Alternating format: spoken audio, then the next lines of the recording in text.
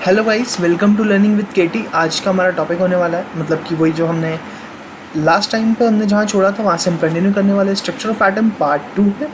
ठीक है, तो लास्ट टाइम पे हमने कुछ ये देख लिए थे, फोटो इलेक्ट्रिक इफेक्ट के थे, उसके कुछ रिजल्ट्स हमने ऑब्जर्व किए थे। ठीक है, आज हम इसके आगे बात करने वाले हैं, मतलब कि ये वाले पैराग्राफ से। ठीक है, तो स्टार्ट कर लेते हैं भाई अब। ठीक है, ये जो रिजल्ट्स हमने अभी अभी पढ़े सारे के सारे, ये हम एक्सप्लेन नहीं कर पा रहे थे कि जो हमारे पास क्लासिकल लॉज हैं फिजिक्स की, उनके बेसिस पे अकॉर्डिंग टू लैटर जो एनर्जी कंटेंट है किसी भी एक बीम ऑफ लाइट का जो हमने ली हुई है, वो सीधा सीधा डिपेंड करता है ब्राइटनेस ऑफ लाइट पे। अगर मैं दूसरे शब्दों में बात करूँ तो जो नंबर ऑफ इलेक्ट्रॉन्स इजेक्ट होंगे और उनकी जो काइनेटिक एनर्जी एसोसिएट होगी, वो भी डिपेंड करना चाहिए ब्राइटनेस ऑफ लाइट पे। हमने ऑब्ज़र्व किया है कि जो नंबर ऑफ इलेक्ट्रॉन्स है इजेक्ट जो होते हैं, वो डिपेंड करते हैं ब्राइटनेस ऑफ लाइट पे। मतलब कि जितना ज़्यादा इंटेंसिटी होगा उतने ज़्यादा नंबर ऑफ इलेक्ट्रॉन्स बाहर निकलेंगे। लेकिन इनकी जो काइनेटिक एनर्जी है, मतलब कि जिस काइनेटिक एनर्जी से ये इलेक्ट्रॉन्स बाहर मतलब कि निकलने के बाद मूव करेंगे, वो डिपेंड नहीं करती है इंटेंसिटी ऑफ लाइट पे। जैसे कि फॉर एग्जांपल मैं ले लूँ रेड वाली लाइट, रेड कलर की लाइट, जिसकी फ्रीक्वेंसी लगभग 4.3 से 4.6 इंटू 10⁻14 हर्ट्ज के आसपास होती है।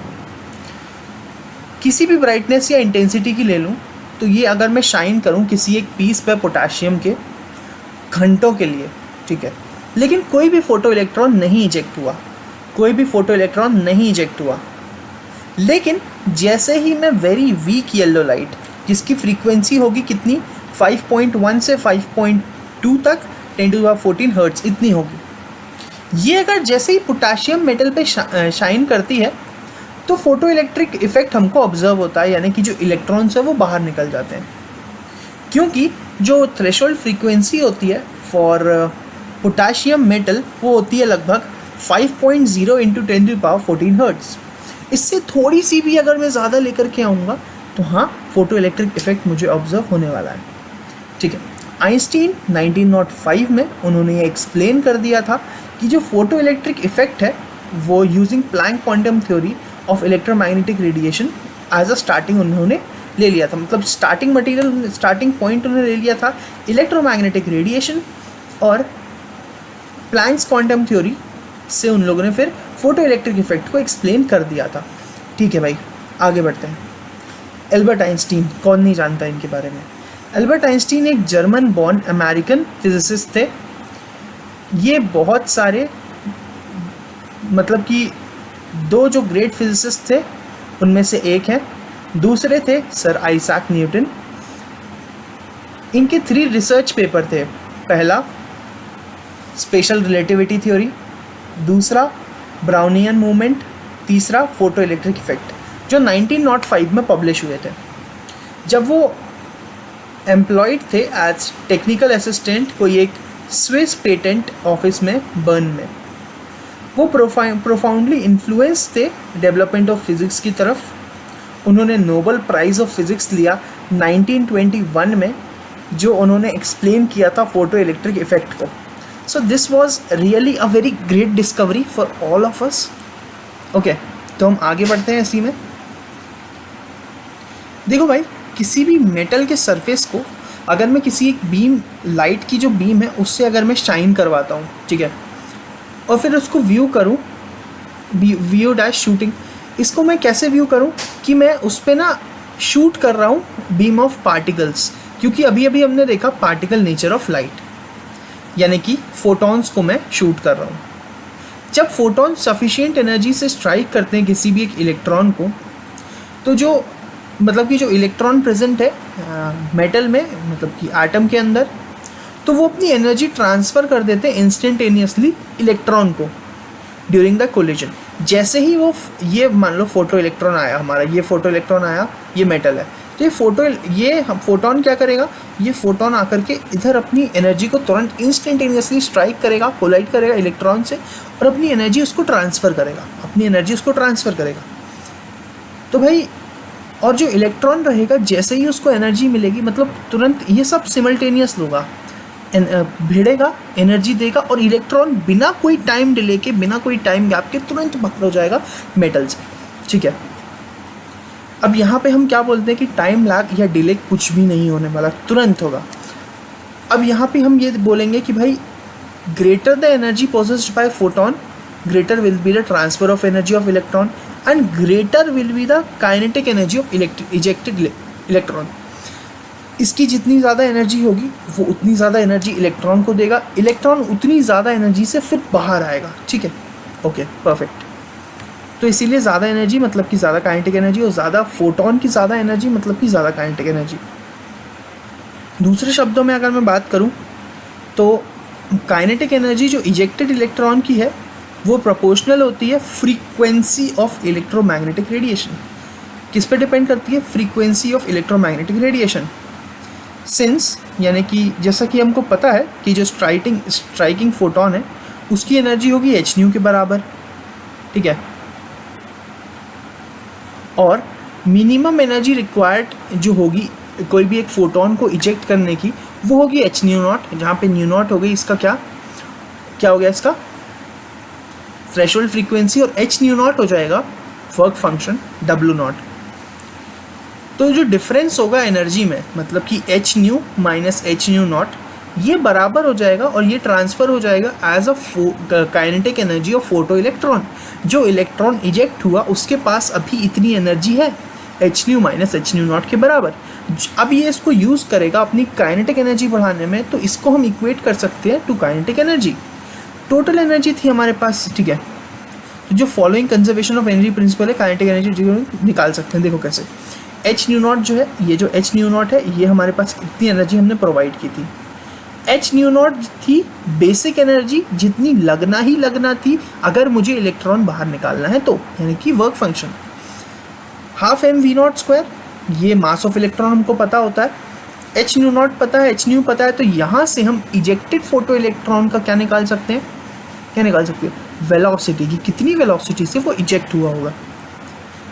me मास ऑफ इलेक्ट्रॉन हो गया, v हो गया velocity associated with ejected electron. आखिरी में एक बहुत इंटेंस बीम ऑफ लाइट जो है वो कंसिस्ट करती है ज़्यादा नंबर ऑफ फोटॉन्स के। ठीक है, तो इसीलिए ज़्यादा नंबर ऑफ इलेक्ट्रॉन्स इजेक्ट हो जाते हैं और साथ ही साथ larger as compare to that in experiment in which beam of light. तो जो इजेक्टेड नंबर ऑफ इलेक्ट्रॉन्स थे वो ज़्यादा निकलते हैं।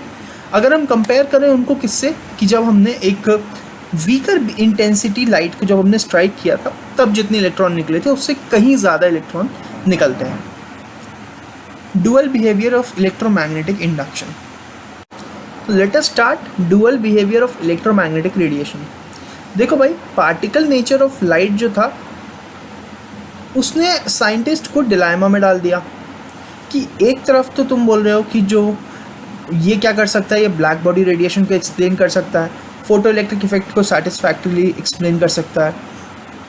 ठीक है, लेकिन हम दूसरी तरफ क्या बोल रहे हैं? हम ये बोल रहे हैं कि ये कंसिस्टेंट नहीं है, ये कंसिस्टेंट नहीं है। जो हमें पहले से बहुत अच्छे से वेव नेचर ऑफ लाइट पता है, वेव बिहेवियर पता है, उसके साथ कंसिस्टेंट नहीं है। ठीक है, इससे क्या होगा कि भाई ये इंटरफेरेंस और डिफ्रैक्शन को अकाउंट करती थी, जो हमारे मतलब कि लाइट वेव नेचर जो थी वो इंटरफेरेंस और डिफ्रैक्शन को मार्क करती थी, लेकिन पार्टिकल नेचर कुछ और शो करता था। ठीक है, तो ये जो डिलाइमा हमको हो रहा था साइंटिस्ट को, उनको सिर्फ एक ही तरीका मिला इसको रिजॉल्व करने का, वो ये था कि वो दोनों आइडिया को एक्सेप्ट कर लें कि भाई जो लाइट है उसके पास एक पार्टिकल नेचर भी है और उसके साथ एक वेव नेचर भी एसोसिएटेड होता है। यानी कि लाइट के पास एक डुअल बिहेवियर होता है। हमारे जो एक्सपेरिमेंट्स हमने किए थे उनके डिपेंड पे अगर हम देखें तो हमने ये पाया कि जो लाइट है वो बिहेव करती है एज अ वेव और as a stream of particle, दोनों की तरह बिहेव कर सकती है। जब भी रेडिएशन इंटरैक्ट करेगा मैटर के साथ तो ये डिस्प्ले करेगी particle light properties in contrast to the wave light properties जो इंटरफेरेंस और डिफ्रैक्शन में दिखती हैं, विच इट और वेव लाइक प्रॉपर्टीज़ ये तब दिखाएगा जब ये कहीं से कहीं प्रोपोगेट हो रहा होगा। मतलब कि जब इसका इंटरैक्शन होगा किसी एक मैटर के साथ तब ये पार्टिकल लाइक नेचर दिखाएगा, और जब ये ट्रैवल कर रहा होगा तब यह प्रोपोगेट हो रहा होगा, तो ये बेसिकली वेव नेचर शो करेगा। ठीक है, ये जो कंसेप्ट था ये टोटली एलियन था, ये जो मतलब कि पूरा बाहरी का था, मतलब आउट ऑफ दिस वर्ल्ड था। To the way scientist thought about matter and radiation and it took them very long to convinced of its validity. ये जो दोनों चीज़ें थी, मतलब कि ये मानना कि ये दोनों को हमने एक्सेप्ट कर लिया है, ये काफ़ी टाइम टेकिंग था और हमको काफ़ी टाइम लगा ये दोनों चीज़ को साथ में एक्सेप्ट करने में। ठीक है, जैसा कि हमने देखा कि भाई कुछ हम जो आगे पढ़ने वाले हैं कि कुछ जो माइक्रोस्कोपिक पार्टिकल्स जैसे इलेक्ट्रॉन, वो wave particularly exhibit this wave particle duality. जो इलेक्ट्रॉन्स है वो भी एग्जिबिट करता है ये वेव पार्टिकल, जो वेव है और पार्टिकल नेचर है ना, ये ड्यूअलिटी को ये भी अच्छे से शो कर लेता है। ठीक है, कुछ प्रॉब्लम है यहाँ पे। पहला प्रॉब्लम ये है कि यहाँ पे हमको फ्रीक्वेंसी दे दी है, हमको एनर्जी निकालना है। एच न्यू की मदद से हम बेसिकली एनर्जी निकाल सकते हैं, इसमें कुछ भी कठिन नहीं है। एच की वैल्यू हमको पता होती है, न्यू की दी है, तो इक्वल टू एच न्यू से हम निकाल सकते हैं। ठीक है, 1 मोल की निकालना है तो बाद में इसको देखो ये कितने की आ जाएगी, किसी भी एक एटम की या किसी भी एक इलेक्ट्रॉन की। ठीक है, 1 मोल में कितने इलेक्ट्रॉन होंगे, इक्वल टू Na यानी एवोगाड्रो नंबर, ये होता है 6.022 इंटू 10⁻23 पर मोल। इससे मल्टीप्लाई कर दोगे तो 1 मोल की आ जाएगी। दूसरा प्रॉब्लम है यहाँ पे, प्रॉब्लम नंबर 2.7, वो ऐसा है कि एक 100 वॉट का बल्ब था हमारे पास जो एमिट करता है एक मोनोक्रोमैटिक लाइट जिसकी वेवलेंथ होती है 400 नैनोमीटर। ठीक है, हमको कैलकुलेट करना है कि नंबर ऑफ फोटॉन्स जो इससे एमिट होंगे पर सेकेंड ऑफ द बल्ब। ठीक है, ये अच्छा क्वेश्चन है। पावर ऑफ बल्ब यहाँ पे दिया है 100 वॉट, जिसको हम लिख सकते हैं 100 जूल्स पर सेकेंड, लिख सकते हैं ना, हाँ लिख सकते हैं। एनर्जी ऑफ फोटोन हम क्या लिखते हैं भैया, एच न्यू या तो फिर H C by lambda. H C by lambda कहाँ से आया, C equal to H nu पढ़ा था, सी अरे नहीं C equal to N lambda पढ़ा था, वहाँ से आया। ठीक है, या C equal to mu lambda, जो कुछ भी वहाँ से आया है। तो यहाँ से हम क्या, हम हमारे पास यहाँ एनर्जी है, हमारे पास वेवलेंथ है, सी है, एच है, हमको क्या निकालना है, हमको यहाँ से निकाल लेंगे नंबर ऑफ, देखो यहाँ से ये निकाल लोगे क्या, एनर्जी ऑफ 1 फोटोन निकाल लेना। एनर्जी ऑफ 1 फोटोन निकाली और फिर टोटल एनर्जी कितनी है 100, तो इस टोटल एनर्जी अपॉन एक फोटोन की कितनी एनर्जी है वो, तो हमको आ जाएगा कि नंबर ऑफ फोटोन्स कितने एमिट हुए हैं। अब प्रॉब्लम नंबर 2.8 है भैया कि एक इलेक्ट्रोमैग्नेटिक रेडिएशन, इसकी वेवलेंथ दी हुई है, काइनेटिक एनर्जी दी हुई है, मिनिमम एनर्जी निकालना है। तो भाई एच न्यू कर लेना, यहाँ पे वो H nu is equal to H nu naught plus half M V square था, उसमें हमारे पास हाफ एम वी स्क्वायर है, एच न्यू है, एच न्यू नॉट निकालना है, बहुत आसानी से निकाल सकते हो। देखो है ना भाई, देख लो भाई, देख लियो, कोई दिक्कत हो तो बताइए, मतलब कोई दिक्कत हो तो बताना। अब ये पूछा है कौन सा कलर, हाँ ये वाला क्वेश्चन था JEE का, कलर भी पूछ लिया था उन लोगों ने। कलर बहुत से बच्चों को याद नहीं होता है फ्रीक्वेंसी या वेवलेंथ के, उस पर बस याद कर लेते हैं, विबग्योर है, सीक्वेंस याद कर लेते हैं, बट फ्रीक्वेंसी और वेवलेंथ नहीं याद करते हैं। तो इस बार यही पूछा था, वेवलेंथ फ्रीक्वेंसी के टर्म्स में आंसर आया था, और पूछा था कौन सा होगा, रेड ऑरेंज वगैरह ये सब। तो प्रॉब्लम नंबर 2.9 भी देख लेते हैं। Threshold frequency new not the हुई है हमको, काइनेटिक एनर्जी निकालना है जब उसका फ्रीक्वेंसी कितना है, रेडिएशन का इतना, एच न्यू नॉट पता है, एच न्यू पता है, हाफ एम वी स्क्वायर बहुत आसानी से आ जाएगा। ठीक है भाई, अब है 2.3.3 evidence for the quantized electronic energy levels, यानी कि एटॉमिक स्पेक्ट्रा। जो स्पीड ऑफ लाइट थी वो डिपेंड करती है कि नेचर, जो मतलब कि जिस मीडियम के ऊपर से वो, मतलब जो मीडियम है उसका नेचर क्या है जिसमें से हम उसको पास करा रहे हैं। तो इसके रिजल्ट में जो बीम ऑफ लाइट थी वो डेविएट होती है, रिफ्रैक्ट होती है अपने ओरिजिनल पाथ से, जैसे जैसे वो पास करती है एक मीडियम से दूसरे मीडियम में। हमने ये ऑब्ज़र्व किया है कि भाई जब एक रे ऑफ लाइट जो है उसको हम पास कराते हैं एक प्रिज्म में से, तो जो वेव जिसका वेवलेंथ छोटा है वो ज़्यादा बेंड होती है एज़ कम्पेयर टू वो वाली लाइट जिसका वेवलेंथ ज़्यादा है। ठीक है भाई, तो सिंस ऑर्डिनरी वाइट लाइट जो है वो सातों के सातों कलर यानी विबग्योर के सारे कलर्स कंटेन करता है, विजिबल रेंज में आते हैं जो, तो जो अगर मैं किसी भी एक रे ऑफ लाइट को पास कराऊँ, वाइट लाइट को पास कराऊँ एक प्रिज्म पे से, तो भाई क्या होता है, वो स्प्रेड आउट हो जाती है, पतले पतले कलर बैंड्स में। ठीक है, ये कलर बैंड्स को हम बोलते हैं स्पेक्ट्रम। ठीक है, इनका सीक्वेंस होता है वेवग्योर in the increasing order of their wavelength. जो लाइट जो होती है रेड कलर की, उसका वेवलेंथ सबसे ज़्यादा होता है, इसीलिए वो अपने पाथ से सबसे कम डेविएट होगी। लेकिन अगर मैं बात करूं वायलेट लाइट की, तो इसका जो वेवलेंथ होता है वो सबसे कम होता है, तो इसका डेविएशन सबसे ज़्यादा होने वाला है।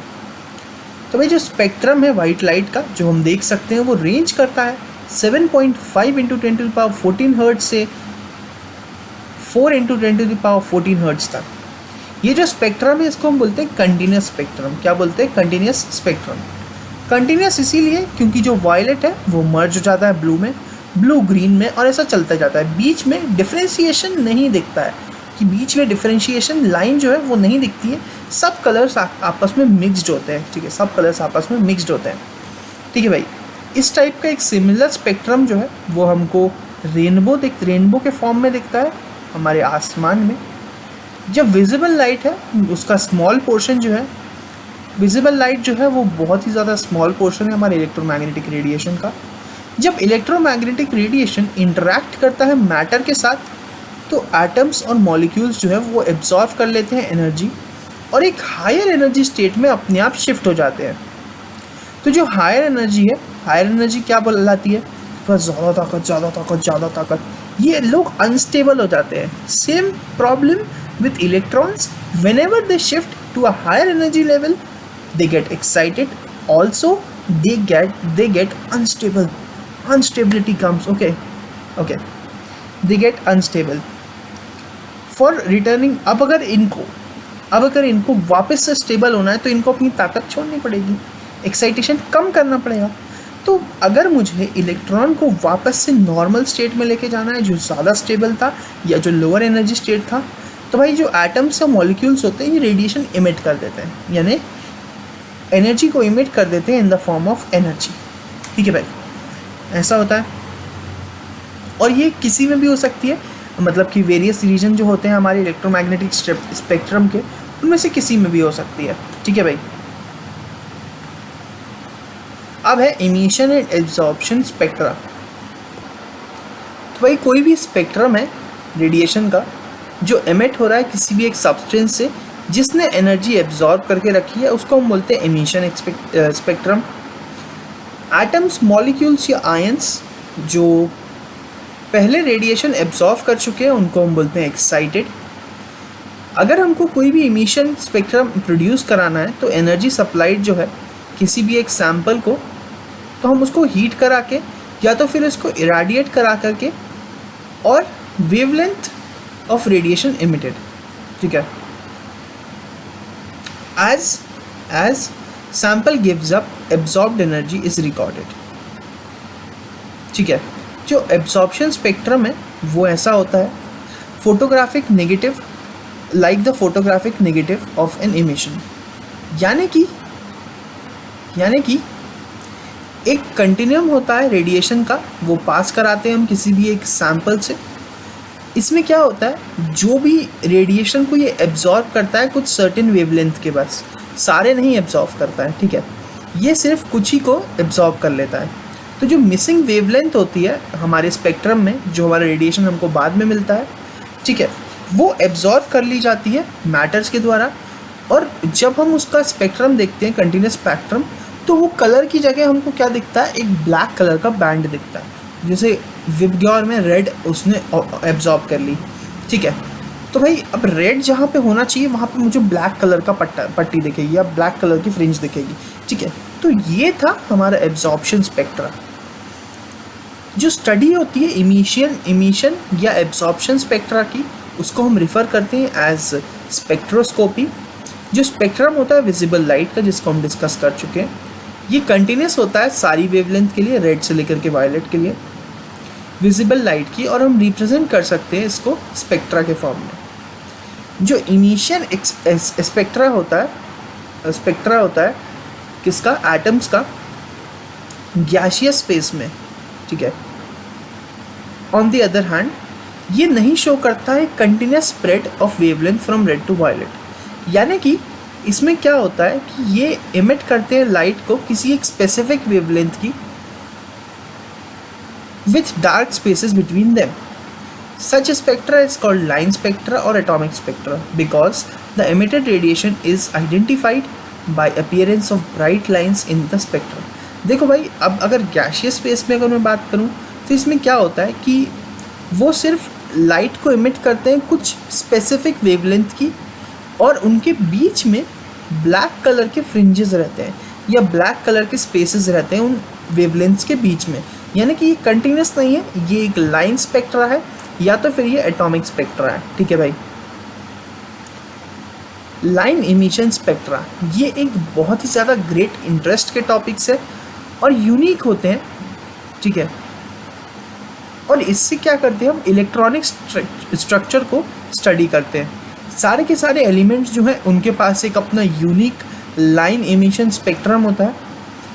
जो कैरेक्टरिस्टिक्स होती है इन लाइंस की, एटॉमिक स्पेक्ट्रा की, उनको हम यूज़ कर सकते हैं हमारे एलिमेंट के केमिकल एनालिसिस में, और फिर अननोन एटम्स को आइडेंटिफाई कर सकते हैं। देखो ये जो लाइन इमिशन स्पेक्ट्रा है इसको तुम कंपेयर कर सकते हो हमारे फिंगरप्रिंट से। जैसे कि सारे लोगों के फिंगरप्रिंट्स अलग होते हैं, वैसे ही सारे एलिमेंट्स के लाइन इमिशन स्पेक्ट्रा अलग अलग होंगे। तो जो एग्जैक्ट मैचिंग ऑफ लाइंस होता है किसी भी एक इमिशन स्पेक्ट्रम में ऑफ द एटम, उसको हम नोन कर लेते हैं और फिर उसके साथ एक अननोन सैंपल को क्विकली मैच करके इस्टेब्लिश कर लेते हैं आइडेंटिटी को। जर्मन केमिस्ट रॉबर्ट बंसन जो थे 1811 से लेकर के 1899 तक, वो फर्स्ट थे जिन्होंने ये लाइन स्पेक्ट्रा को आइडेंटिफाई किया था और इन्वेस्टिगेट किया था और अप्लाई किया था हमारे एलिमेंट्स को आइडेंटिफाई करने के लिए। एलिमेंट्स जैसे कि rubidium, caesium, thallium, indium, gallium और स्कैंडियम जो है ये डिस्कवर किए गए थे जब इनके मिनरल्स का हमने स्पेक्ट्रोस्कोपिक मेथड से इनको स्टडी किया था या एनालाइज किया था। जो एलिमेंट है हीलियम, ये डिस्कवर किया था हमने सन से, इन द सन, कि हमको ये कैसे पता चला कि सन में हीलियम है, वो उसका रीज़न भी यही है, स्पेक्ट्रोस्कोपिक मेथड से, ठीक है भाई।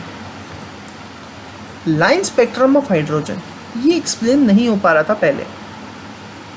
जब हम इलेक्ट्रिक डिस्चार्ज करते हैं हाइड्रोजन गैस के थ्रू, मतलब वही वाला कैथोड रे ट्यूब वाला एक्सपेरिमेंट, तो जो H2 मॉलिक्यूल्स होते हैं ये डिसोसिएट हो जाते हैं और बहुत ही ज़्यादा एनर्जी की वजह से एक्साइट हो जाते हैं हाइड्रोजन एटम्स।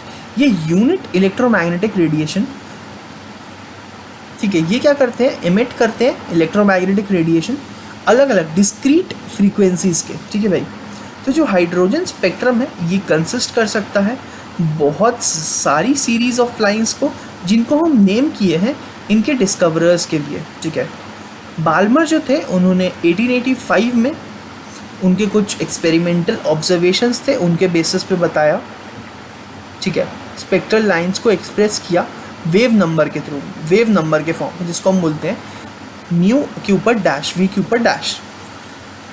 फिर विजिबल लाइंस का फॉर्मूला दिया हाइड्रोजन स्पेक्ट्रम के लिए, जो ओबे करता है ये फॉर्मूला, म्यू नॉट यानी कि लैम्डा क्यू पर डैश यानी कि wave number is equals to 109677 1/2 का स्क्वायर माइनस 1/n का स्क्वायर पर सेंटीमीटर, जहाँ पे n कोई भी एक इंटीजर हो सकता था जो या तो 3 हो सकता था या तो 3 से बड़ा हो सकता था, 1 नहीं हो सकता था, 2 नहीं हो सकता था।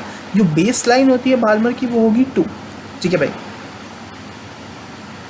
अभी पहले ये ऊपर का देख लेते हैं, थोड़ा ही सा देखो भाई, ये कोई भी एक एक्साइटेड सैंपल है, इसमें से अगर मैं बीम को इमिट करूं फिर प्रिज्म में डालूं फिल्म और डिटेक्टर, तो यहाँ पे मैं देखूंगा कि वेवलेंथ इंक्रीज होती जाएगी इमिशन स्पेक्ट्रा की, ठीक है। तो ये पहला वाला क्या है, एटॉमिक इमिशन, यानी कि the light emitted by the, जो लाइट एमिट की जा रही है सैंपल से किसके, एक्साइटेड हाइड्रोजन एटम के या किसी भी एक एलिमेंट के, उसको हम पास कराते हैं प्रिज्म में से और सेपरेट करा देते हैं कुछ डिस्क्रीट वेवलेंथ्स में, ठीक है।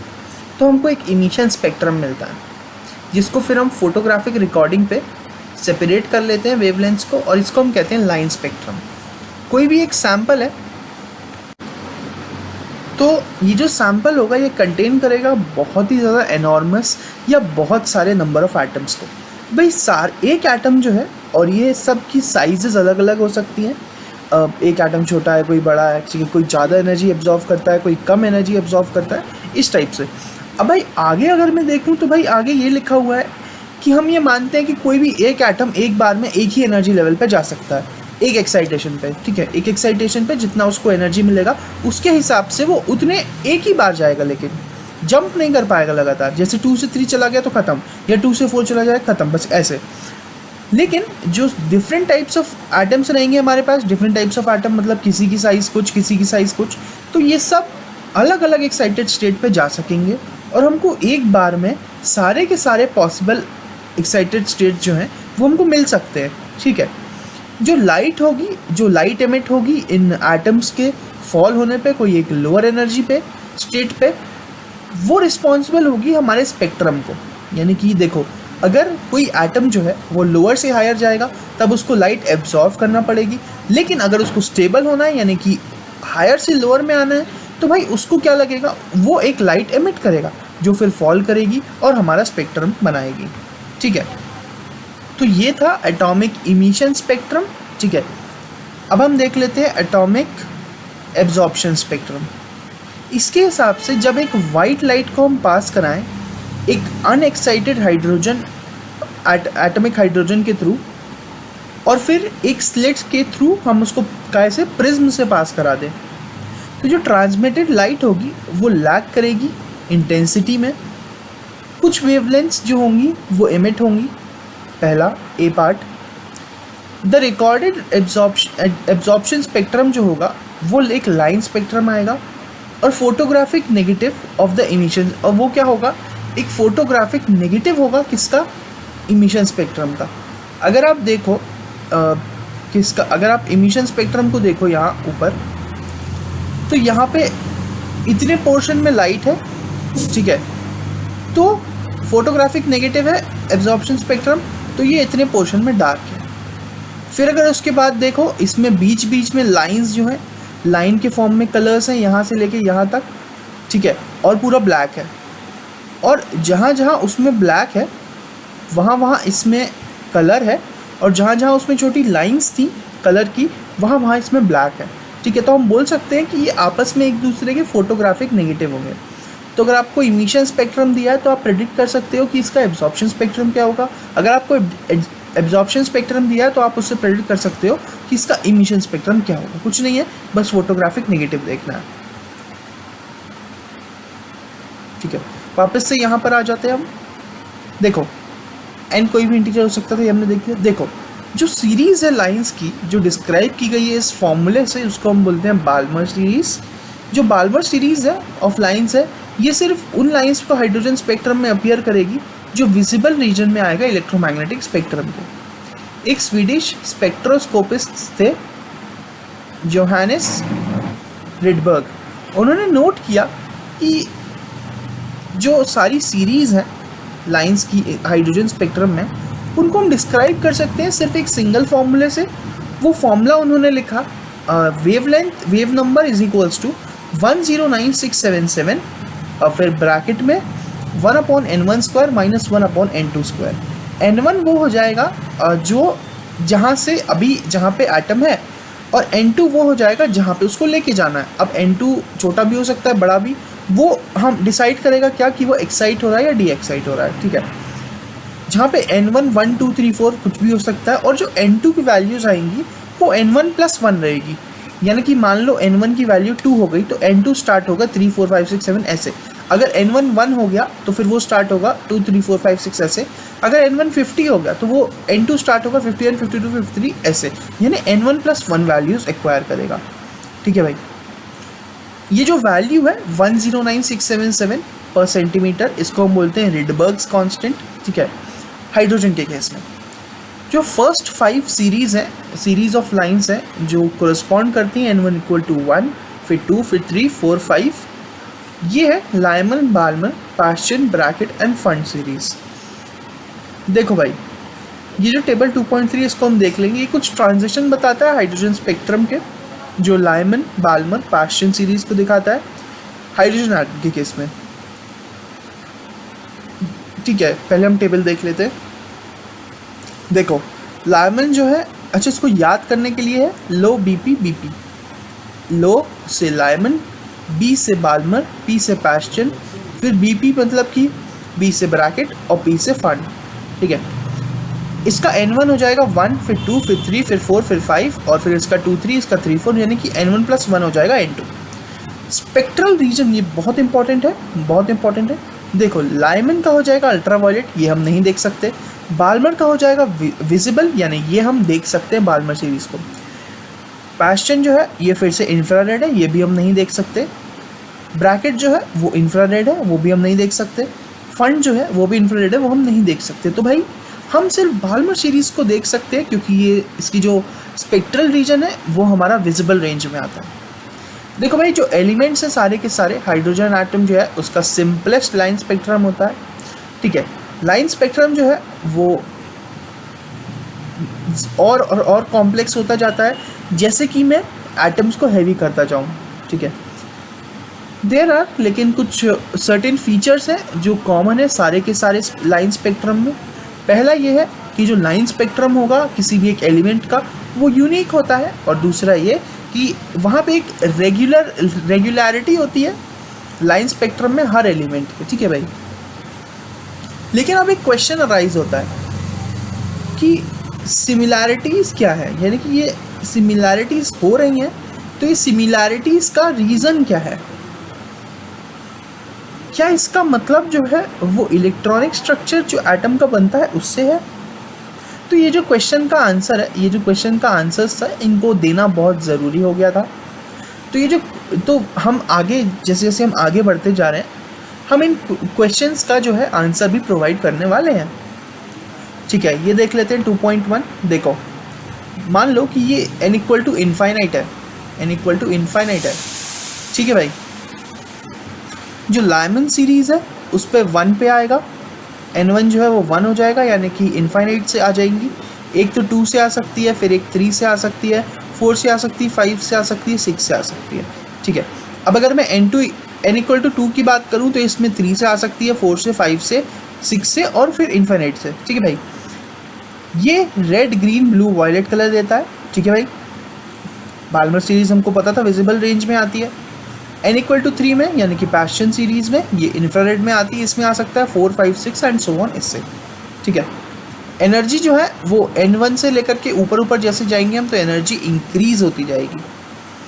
ठीक है भाई, अब आते हैं भाई बहुत इंपॉर्टेंट टॉपिक जो है हमारा topic number 2.4, Bohr model of hydrogen atom for hydrogen atom. Niels Bohr जो थे 1913 में, उन्होंने फर्स्ट एक्सप्लेन किया था किसको? क्वांटिटेटिवली जो जनरल फीचर्स होते हैं स्ट्रक्चर ऑफ हाइड्रोजन एटम के, और साथ में उसके स्पेक्ट्रम को भी एनालिसिस करके उसको एक्सप्लेन किया था। उन्होंने प्लैंक के कॉन्सेप्ट को यूज़ किया, कि प्लैंक का जो क्वांटाइजेशन का कॉन्सेप्ट था उसको यूज़ किया, जो क्वांटाइजेशन ऑफ एनर्जी था उसको। ये जो थ्योरी थी ये मॉडर्न क्वांटम मैकेनिक्स के हिसाब से नहीं थी, बट लेकिन हम इसको यूज़ कर सकते हैं रैशनलाइज करने के लिए बहुत सारे पॉइंट्स किसी भी एटॉमिक स्ट्रक्चर में और स्पेक्ट्रा के। Bohr model of hydrogen atom जो था, उन्होंने वो बेस था कुछ फॉलोइंग पोस्टुलेट्स पे।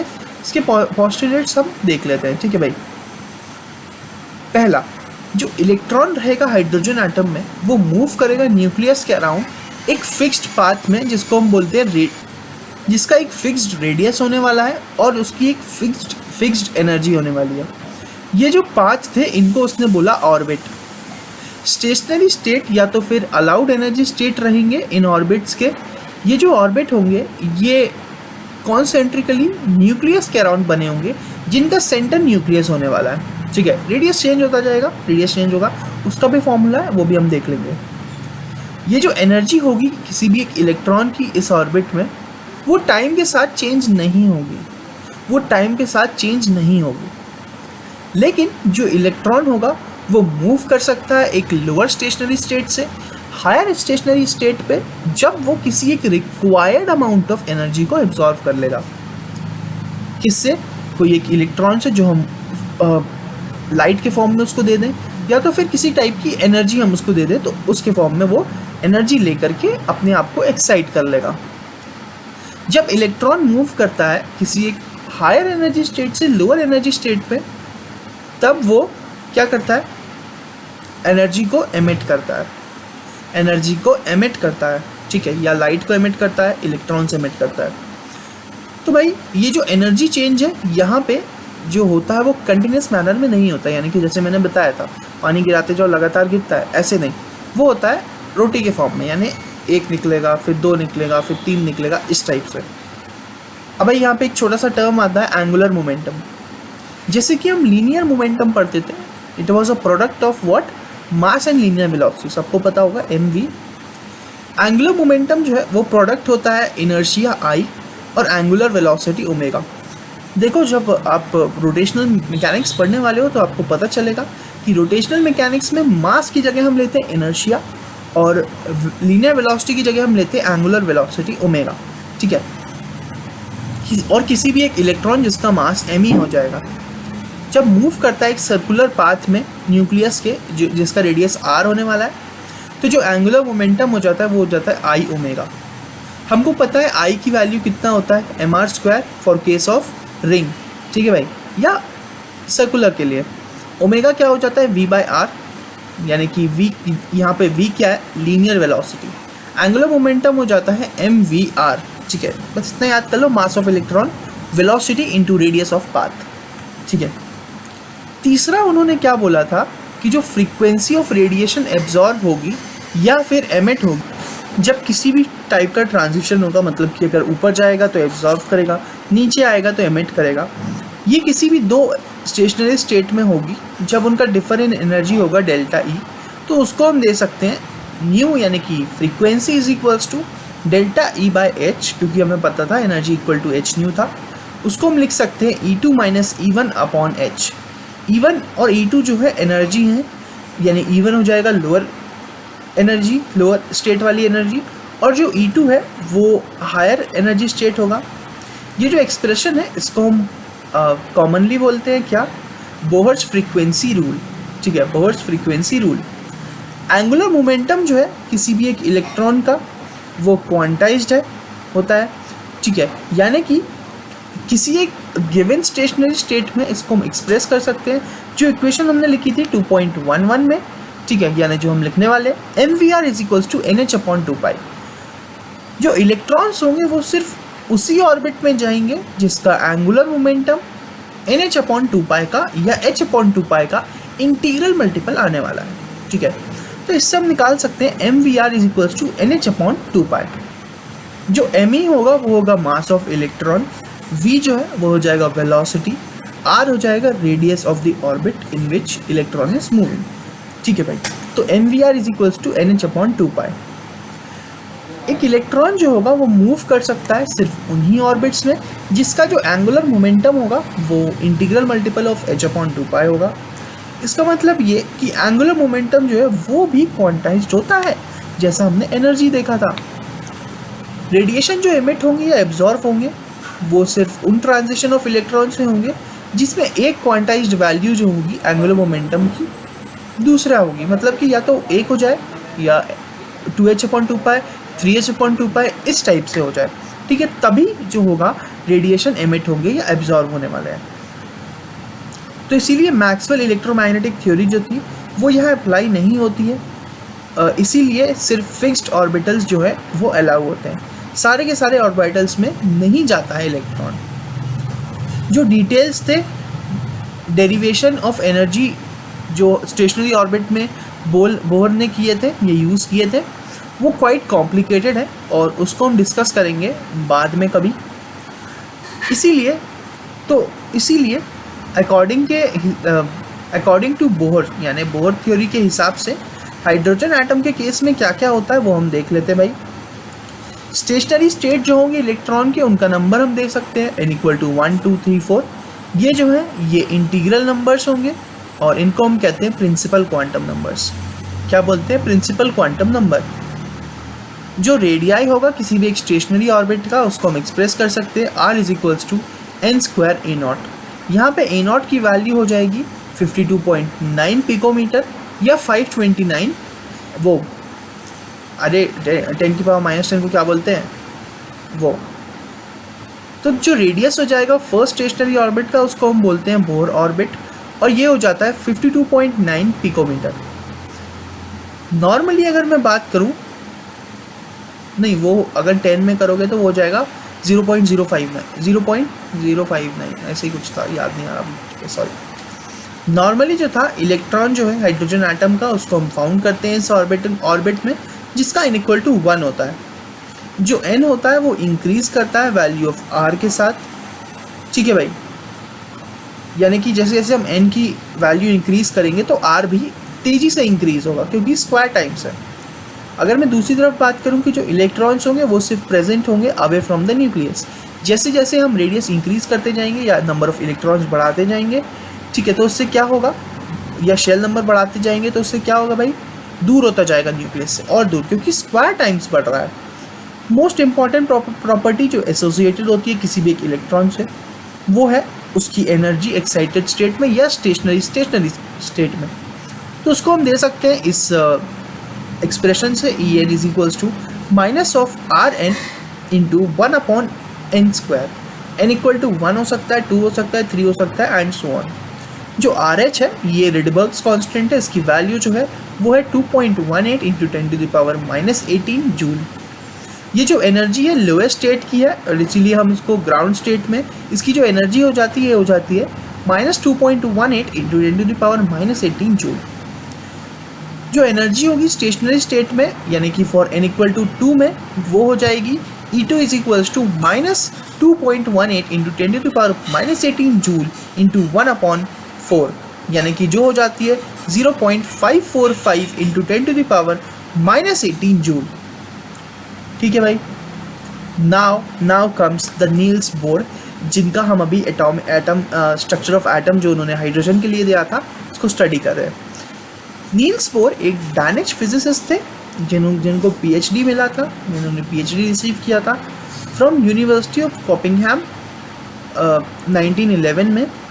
उन्होंने अपना एक साल स्पेंड किया था, बिताया था किसके साथ, जे थॉमसन और अर्नेस्ट रदरफोर्ड के साथ इंग्लैंड में, जिन्होंने इसके पहले के स्ट्रक्चर ऑफ एटम्स दिए थे। वो 1913 में अपनी जगह वापस लौट गए और फिर वहाँ अपना बाकी का जीवन बिताया। 1920 में उनको डायरेक्टर बनाया गया इंस्टीट्यूट ऑफ थ्योरेटिकल फिजिक्स का। फर्स्ट वर्ल्ड वॉर के बाद बोर जो थे उन्होंने एनर्जेटिकली यानी बहुत मेहनत लगाई, वर्क किया और यूज़ किया एटॉमिक एनर्जी को, यानी कि एटॉमिक एनर्जी का यूज़ किया। उनको first atoms, he received the first atoms for peace award. Atoms for peace award उनको मिला था 1957 में, और बोर को नोबेल प्राइज फॉर फिजिक्स मिला था 1922 में। ठीक है भाई, आगे बढ़ते हैं। तो जो फिगर 2.11 है, कहाँ गया वो फिगर, अच्छा वो पिछले पेज पे था। वो डिपेक्ट करता है एक एनर्जीज को जो मैंने बताया था तब, डिफरेंट स्टेशनरी स्टेट में या अगले पेज पे हो सकता है, ये और एनर्जी लेवल्स में किसी भी एक हाइड्रोजन एटम को। ये जो रिप्रेजेंटेशन है इसको हम कहते हैं एनर्जी लेवल डायग्राम। जब कोई भी एक इलेक्ट्रॉन है वो फ्री होता है किसी भी, मतलब कि न्यूक्लियस के इन्फ्लुएंस से फ्री होता है, यानी कि कुछ ऐसा वक्त जहाँ पे न्यूक्लियस उस पर फोर्स नहीं लगा रहा है, तो उसकी एनर्जी को हम ज़ीरो लेते हैं। तो भाई जो इलेक्ट्रॉन होगा इस सिचुएशन में वो एसोसिएटेड होता है एक स्टेशनरी स्टेट से, जिसका principal quantum number n equal to infinite हो जाता है, क्योंकि जब वो इनफाइनाइट डिस्टेंस पे होगा न्यूक्लियस से, तभी जाकर के जो न्यूक्लियस होगा और जो इलेक्ट्रॉन होगा उस पर कोई भी फोर्स एक्सपीरियंस नहीं हो रहा होगा दोनों को। ठीक है, और इसको हम बोलते हैं आयनाइज्ड हाइड्रोजन एटम। ठीक है, जब इलेक्ट्रॉन जो है वो अट्रैक्ट होगा किसी भी एक न्यूक्लियस से जो प्रेजेंट होगा कोई एक nth ऑर्बिट में, तो जो एनर्जी एमिटेड होगी और उसकी जो एनर्जी है उसको हम लोअर कर सकते हैं। एक मिनट फिर से चलते हैं। The energy is emitted and the energy is lowered. तो जो एनर्जी है उसको वो एमिट हो जाती है, यानी कि अगर बाहर से अंदर आएगा तो एनर्जी एमिट हो जाती है और ज़ीरो से कम हो जाती है। इसीलिए जो हमारा फर्स्ट ऑर्बिट की हमने अभी एनर्जी निकाली वो नेगेटिव में थी, यानी कि कम है वो, ठीक है। क्योंकि एक हायर ऑर्बिट से अगर मैं लोअर ऑर्बिट पे आऊँगा तो एनर्जी डिक्रीज़ होना चाहिए, और वही हो रहा है, एनर्जी डिक्रीज़ हो रही है। अगर हम n इक्वल टू इन्फाइनाइट को 0 मान रहे हैं तो n इक्वल टू 1 की एनर्जी ऑफ कोर्स नेगेटिव में आना चाहिए, और वो नेगेटिव में आ रही है, ठीक है। स्टेबिलिटी जो है रिलेटिव रेफरेंस पे अगर जीरो एनर्जी की बात करूं तो मोस्ट स्टेबल हो जाएगा जब वो n इक्वल टू इन्फिनिट पे चला जाएगा, यानी कि एटम से लगभग बाहर ही चला जाएगा। अगला पॉइंट जो है वो बोहर थ्योरी जो है उसको हम अप्लाई कर सकते हैं। कुछ ऐसे आयंस जो सिर्फ एक इलेक्ट्रॉन कंटेन करते हैं, या तो जो सिमिलर बिहेवियर शो करते हैं किससे, हाइड्रोजन एटम से। तो इनका एग्जाम्पल हो जाएगा हीलियम के पास अगर प्लस का चार्ज आ जाए एक का, लिथियम के पास +2 चार्ज आ जाए तो उसके पास फिर एक इलेक्ट्रॉन बचेगा, बेरिलियम के पास +3 चार्ज आ जाए तो उसके पास फिर एक इलेक्ट्रॉन बचेगा, और इस टाइप के जो हम वो कर सकते हैं। जो एनर्जी होंगी स्टेशनरी और स्टेट्स की जो एसोसिएटेड होंगी इन काइंड ऑफ एटम्स के लिए, वो हम इस एक्सप्रेशन से दे पाएंगे। वो वाला जो एक्सप्रेशन था उस केस में वो सिर्फ हाइड्रोजन के लिए वैलिड था, लेकिन अगर दूसरे एटम्स के लिए भी हमको इसको वैलिड कराना है तो फिर हमको कुछ इस टाइप से इसका यूज़ करना पड़ेगा। En यानी कि एनर्जी इन nth ऑर्बिट जो है वो हो जाएगा -2.18 × 10⁻18 Z² Z जो है वो उसका एटॉमिक नंबर है जैसा कि हमको पता है, और उसका जो रेडियस का एक्सप्रेशन हो जाएगा वो हो जाएगा 52.9 n²/z। यूनिट याद रखना pm है, पिकोमीटर है। z किसी भी एक एटॉमिक नंबर है जिसकी वैल्यूज 2 और 3 हो जाती है हीलियम और लिथियम एटम्स के लिए, हमको पता है। अबव जो इक्वेशन है, यानी ऊपर जो इक्वेशन हमने लिखी हुई है, ये एविडेंट है कि भाई जो वैल्यूज़ है एनर्जी की वो ज़्यादा नेगेटिव होती जाती है जैसे जैसे रेडियस जो है वो छोटा होता जाता है, जैसे जैसे z इंक्रीज़ होगा वैसे।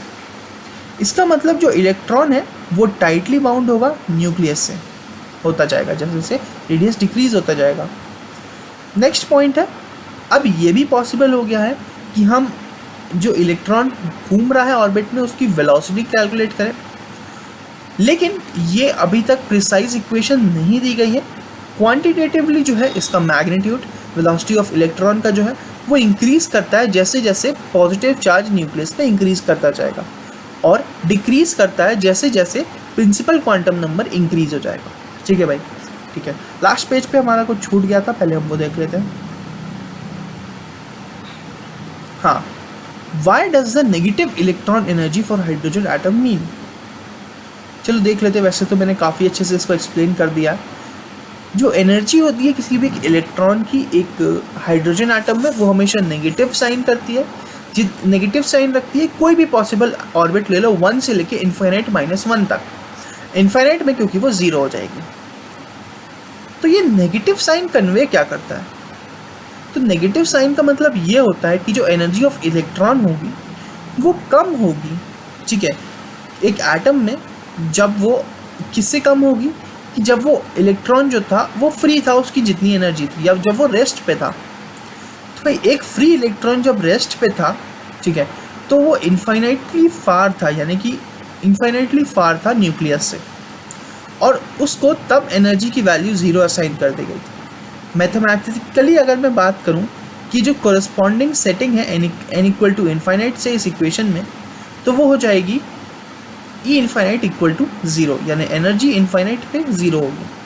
तो जो इलेक्ट्रॉन जैसे जैसे न्यूक्लियस के पास आएगा, यानी कि जैसे जैसे n डिक्रीज होगा वैसे वैसे जो En है वो ज़्यादा बढ़ती जाएगी इन एब्सोल्यूट वैल्यू, लेकिन अपने साइन के साथ वो मोर एंड मोर नेगेटिव होती जाएगी। ठीक है, क्योंकि वो अपने रेस्ट वाले जगह से दूर आता जा रहा है, न्यूक्लियस के पास आता जा रहा है, या उससे अपनी रेस्ट वाली पोजीशन से 0 मतलब रेस्ट वाली पोजीशन से दूर जाता जा रहा है, तो उसकी एनर्जी और ज़्यादा नेगेटिव होती जाएगी। ठीक है, तो मोस्ट नेगेटिव वैल्यू जो हमको मिलती है वो मिलती है जब n इक्वल टू 1 हो जाए, जो कोरस्पॉन्ड करती है मोस्ट स्टेबल ऑर्बिट को, और इसको हम बोलते हैं ग्राउंड स्टेट। ठीक है भाई, ओके, आगे चलते हैं। नेक्स्ट है 2.4.1 explanation of line spectra of hydrogen.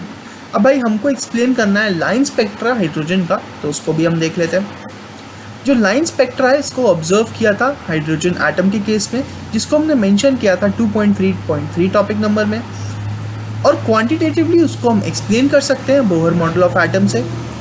According to उसका जो एजम्पशन नंबर 2 था, रेडिएशन या एनर्जी है जो एब्जॉर्ब होगी इलेक्ट्रॉन्स के द्वारा जो मूव करेंगे किसी एक स्मॉलर प्रिंसिपल क्वांटम नंबर से एक हायर प्रिंसिपल क्वांटम नंबर से, जबकि एनर्जी है उसका रेडिएशन होगा या वो एमिट होगी जब कोई भी इलेक्ट्रॉन जो है वो मूव करेगा किसी एक हायर ऑर्बिट से लोअर ऑर्बिट में।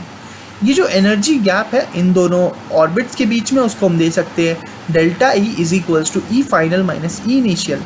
डिफरेंस चाहिए था फाइनल माइनस इनिशियल का। ये जो कॉम्बिनेशन है इक्वेशन नंबर 2.13 का जो हम पहले पढ़ चुके हैं और इक्वेशन नंबर 2.16 का, वो काफ़ी अच्छा रिलेशन देता है। Delta is equals to minus of R H upon N final का square minus of R H upon N one का स्क्वायर। फॉर्मूला लगाया है एनर्जी का जो हमने पहले पढ़ा था, ठीक है, जहाँ पे एन आई क्या है, कोई भी एक इनिशियल ऑर्बिट है जहाँ से हमने इलेक्ट्रॉन पहले था, और एन एफ क्या है, ये फाइनल ऑर्बिट है जहाँ पे इलेक्ट्रॉन जाएगा।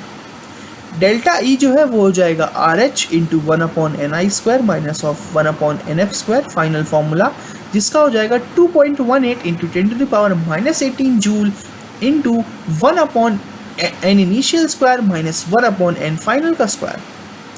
ये जो फ्रीक्वेंसी है यानी म्यू जो एसोसिएटेड होगी इस एब्जॉर्प्शन से या इमिशन से फोटोन के, उसको भी हम इवेल्युएट कर सकते हैं इस इक्वेशन से। Mu is equals to delta E by H या तो फिर R H by H into 1/ni का स्क्वायर माइनस ऑफ 1/nf का स्क्वायर। इसको सॉल्व करते हैं तो फाइनल वैल्यू हमारे पास आती है 3.29 इंटू 10⁻15 और फिर 1/n1 square minus 1/n2 square. अगर मैं वेवलेंथ के टर्म्स में या वेव नंबर के टर्म्स में बात करूं तो वेव नंबर हो जाता है न्यू बाई सी यानी कि 1/λ। इसको हम लिख सकते हैं R H upon H C, ठीक है। तो भाई यहाँ पे क्या होगा 1/ni square minus 1/n2 square. ये हो जाती है वैल्यू वेव नंबर वाला जो सबसे ज़्यादा काम आता है, वो हो जाती है 1.09677 इंटू 10⁻7 इंटू 1/n इनिशियल का स्क्वायर माइनस 1/n फाइनल का स्क्वायर, ठीक है। ये इक्वेशन काफ़ी इंपॉर्टेंट है वेव नंबर वाली यहाँ से, क्योंकि हम वेव लेंथ लैम्डा निकाल सकते हैं। अच्छा, ये मीटर में है, ठीक है, याद रखना। और यहाँ से हम फ्रीक्वेंसी भी निकाल सकते हैं v/c को इक्वेट करके इस इक्वेशन से। अगर मैं बात करूँ एब्जॉर्प्शन स्पेक्ट्रम के केस में, जहाँ पे n फाइनल जो है वो बड़ा होगा n इनिशियल से, और जो टर्म होगी पैरेंथेसिस में वो पॉजिटिव होगी, और टोटल एनर्जी जो है वो एब्जॉर्ब होगी। लेकिन दूसरी तरफ अगर मैं बात करूं कि इमिशन स्पेक्ट्रम के केस में, जहां पे एन इनिशियल जो है वो बड़ा होने वाला है एन फाइनल से, तो जो डेल्टा ई होगा वो नेगेटिव होगा और एनर्जी जो होगी वो रिलीज़ होगी। जो एक्सप्रेशन होगा 2.17 का वो सिमिलर है किसके, रिडबर्ग से, जो 2.9 हम पहले पढ़ चुके हैं, जो एम्पेरिकली उन्होंने डिराइव किया था एक्सपेरिमेंटल डाटा से उनके टाइम पे। फर्दर जो एक स्पेक्ट्रल लाइन होती है, चाहे वो एब्जॉर्प्शन वाली हो या वो इमिशन वाली हो, उसको हम एसोसिएट कर सकते हैं कोई एक पर्टिकुलर ट्रांजिशन से, किसके, हाइड्रोजन एटम के। अगर हम बात करें in case of large number of hydrogen atom, यानी कि large number of hydrogen atom की बात करूं, तो डिफरेंट पॉसिबल ट्रांजिशन जो है वो हमको ऑब्जर्व होते हैं, और इससे बहुत ही ज़्यादा large number of spectral lines observe होती हैं।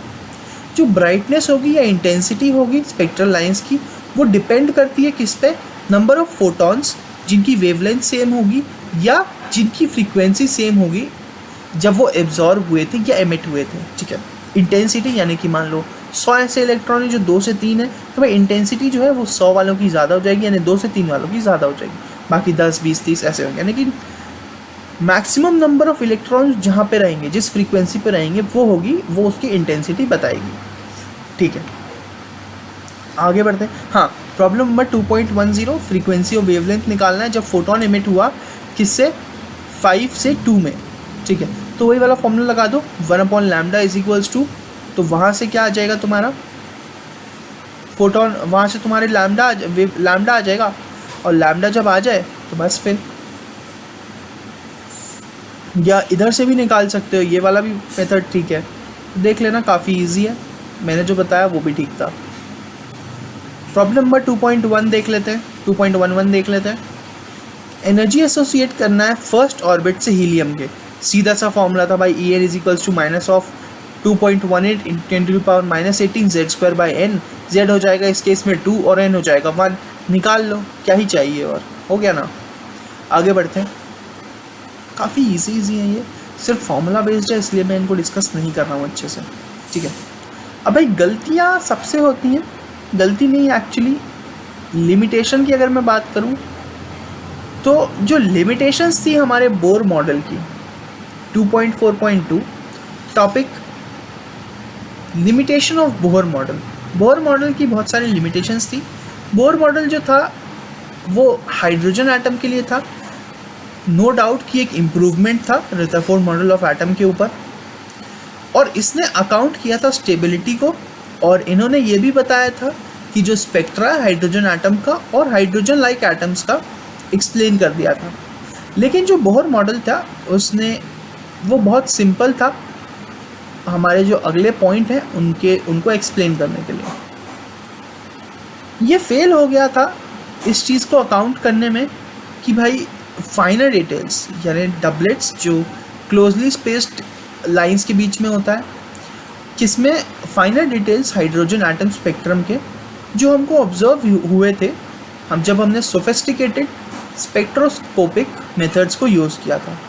ये जो मॉडल था ये अनेबल टू एक्सप्लेन हो गया था, किसको, क्या इसने एक्सप्लेन नहीं कर पाया था, जो स्पेक्ट्रम था एटम्स का हाइड्रोजन के अलावा, जैसे कि जो हीलियम एटम था वो पोजेस करता था सिर्फ 2 इलेक्ट्रॉन का।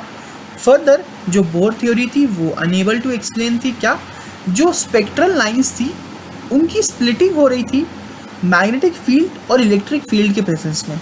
जब हमने इलेक्ट्रिक फील्ड लगाई तो जो हमारी स्पेक्ट्रल लाइंस थी वो डेविएट हो रही थी या क्या हो रही थी, स्प्लिट हो रही थी। इसको हम बोलते हैं स्टार्क इफेक्ट, टोनी स्टार्क वाला स्टार्क इफेक्ट। और जब ये मैग्नेटिक फील्ड के प्रेजेंस में स्प्लिट हो रही थी इसको हम बोलते हैं ज़ीमन इफेक्ट। तो it was not able to explain Zeeman and Stark effect, ठीक है। और ये नहीं एक्सप्लेन कर पा रहा था कि जो एटम्स हैं वो केमिकल बॉन्ड्स बना करके मॉलिक्यूल्स क्यों बनाते हैं, मॉलिक्यूल्स क्यों बनाते हैं केमिकल बॉन्ड्स बना करके, ये चीज़ वो भी नहीं एक्सप्लेन कर पा रहा था, ठीक है। अगर दूसरे शब्दों में बात करूं तो टेकिंग इनटू अकाउंट जो है पॉइंट जो हमने ऊपर मेंशन किए, तो हमको एक बेटर थ्योरी चाहिए थी, वो ये सारे के सारे जो सेलिएंट फीचर्स हैं स्ट्रक्चर ऑफ कॉम्प्लेक्स एटम्स के उनको एक्सप्लेन कर पाए। तो अब हम चलते हैं भाई मैकेनिकल मॉडल ऑफ एटम की तरफ, quantum mechanical model of atom की तरफ। अभी तक हमने इलेक्ट्रॉन डिस्कवर किया, फिर वो सब किया, फिर हमने पूरा हाइड्रोजन एटम को डिस्कस कर चुके हैं, ठीक है। आगे बढ़ते हैं 2.5 towards quantum mechanical model of atom. अगर हम बात करें जो शॉर्टकमिंग्स थी या जो लिमिटेशंस थी हमारे बोर मॉडल की, वो लेकर के गई हमारा अटेम्प्ट जो था एक ज़्यादा अच्छा और ज़्यादा सूटेबल मॉडल ऑफ एटम्स को जनरेट करने का या डेवलप करने का। 2 इम्पॉर्टेंट कंट्रीब्यूटेड जो डेवलपमेंट थे जिन्होंने कंट्रीब्यूट किया था इस थ्योरी या इस मॉडल ऑफ एटम को फॉर्मुलेशन में। पहला था डुअल बिहेवियर ऑफ मैटर और दूसरा था हिल्सबर्ग्स अनसर्टेनिटी प्रिंसिपल। चलते हैं 2.5.1 डुअल नेचर ऑफ मैटर पे, डुअल बिहेवियर ऑफ मैटर पे। फ्रेंच फिजिसिस्ट थे डी ब्रॉगली, 1924 में उन्होंने पोजेस किया कि जो मैटर है जैसा कि रेडिएशन होता था उसको भी डुअल बिहेवियर एग्जिबिट करना चाहिए, यानी कि एक पार्टिकल बिहेवियर और दूसरा वेव लाइक प्रॉपर्टीज़। इसका मतलब ये कि जैसे कि फोटोन का जो मोमेंटम होता है उसके पास एक वेवलेंथ भी होगी, इलेक्ट्रॉन्स जो होंगे उनके पास भी एक मोमेंटम होगा और साथ ही साथ उनके पास एक वेवलेंथ भी होगी। मोमेंटम शो कर रहा है पार्टिकल लाइक नेचर को और वेवलेंथ शो कर रहा है किसको, वेव लाइक नेचर को। तो डी ब्रॉगली ने इस एनालॉजी को बोला और फिर एक रिलेशन निकाला वेवलेंथ और एंगुलर मोमेंटम किसी भी एक पार्टिकल की। समझ रहे हो, पार्टिकल नेचर को उन्होंने रिलेट कर दिया था वेव नेचर से, यानी कि वेवलेंथ लैम्डा को उन्होंने इक्वेट किया था या एक इक्वेशन दी थी, रिलेट किया था किससे, एंगुलर मोमेंट या मोमेंटम p से। बहुत इंपॉर्टेंट है ये, आगे बढ़ते हैं। Okay, so he was Louis de Broglie 1892 से 1987 तक। लुइस डी ब्रॉगली जो थे ये एक फ्रेंच फिजिसिस्ट थे। इन्होंने स्टडी किया हिस्ट्री और अंडर ग्रेजुएट कोर्स लिया 1910s में। उसके बाद उनका जो इंटरेस्ट था साइंस की तरफ वो एक रिज़ल्ट था, वो उसके रिज़ल्ट में क्या हुआ, एज ए रिज़ल्ट हमको क्या मिला, असाइनमेंट उनको जो मिला था रेडियो कम्युनिकेशन का वर्ल्ड वॉर 1 में। उनको डॉक्टर साइंस फ्रॉम, उन्होंने डॉक्टर ऑफ साइंस यानी डॉक्टरेट किया, PhD की यूनिवर्सिटी ऑफ पेरिस से 1924 में।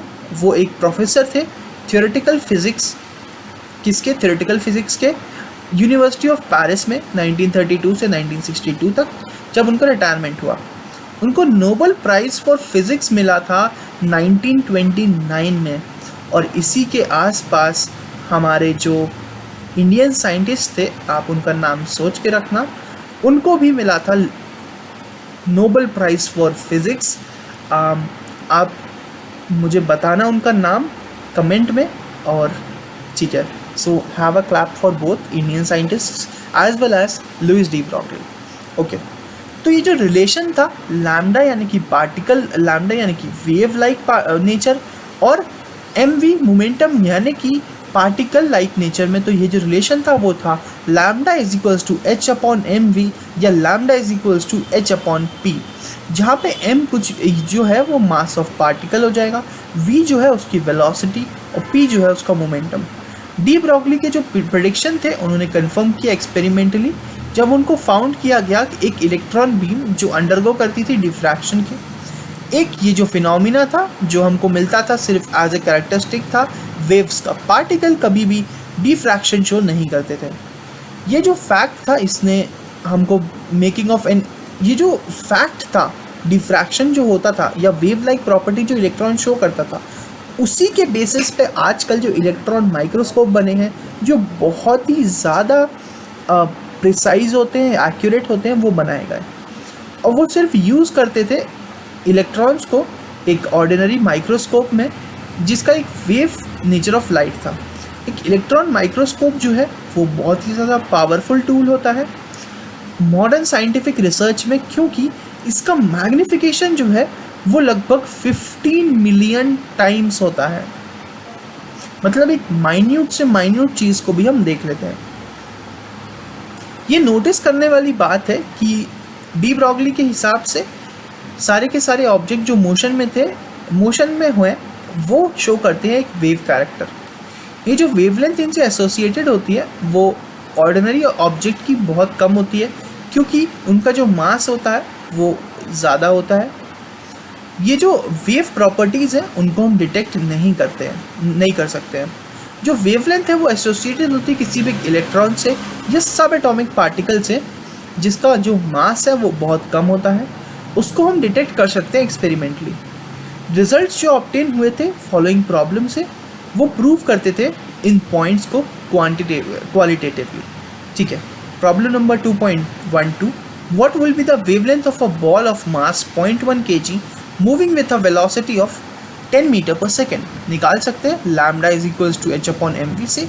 h की वैल्यू हमको पता है, m और v दिया रखा है। ठीक है, नेक्स्ट आते हैं प्रॉब्लम नंबर 2.13 पे। मास ऑफ इलेक्ट्रॉन दिया हुआ है, काइनेटिक एनर्जी दी है और उसका वेवलेंथ निकालना है। हाफ mv स्क्वायर को इक्वेट कर देना इस एनर्जी से।